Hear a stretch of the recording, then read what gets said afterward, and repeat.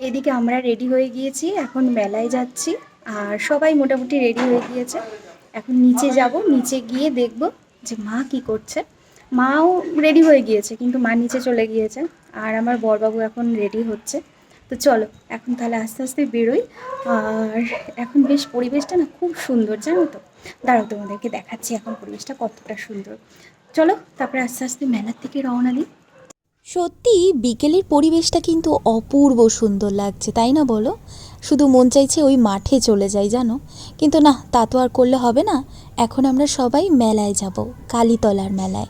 বনগাঁড়ির ৭ ভাই কালীতলার মেলা খুবই বিখ্যাত, জানো তো। বিয়ের পর এই প্রথম আমরা ৪ জন একসাথে ৭ ভাই কালীতলার মেলায় যাচ্ছি। ভীষণ ভালো লাগছে, জানো। আর জানো তো, যখনই এখান থেকে বেরোনো হয় তখন না এই সামনের যে গাছগুলো, এগুলো দেখতে ভীষণ ভালো লাগে।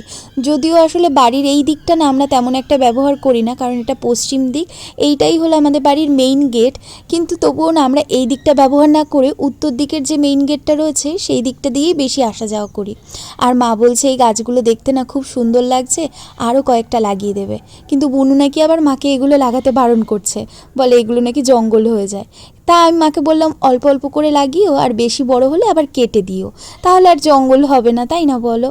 ও, আর একটা কথা, আমাদের ভিডিও দেখতে তোমাদের কেমন লাগছে সেটা কিন্তু অবশ্যই একটা লাইক করো আর কমেন্ট করে জানিয়ে দিও, কেমন? চলো তাহলে এখন আমরা সবাই মেলার দিকে রওনা দেই। এরপরে আবার দেখতে হবে যে কিসে করে আমরা যাব, যাতে তাড়াতাড়ি হয়, জানো তো। আজকে আবার মেলা থেকে এসে না বাড়িতেও যেতে হবে।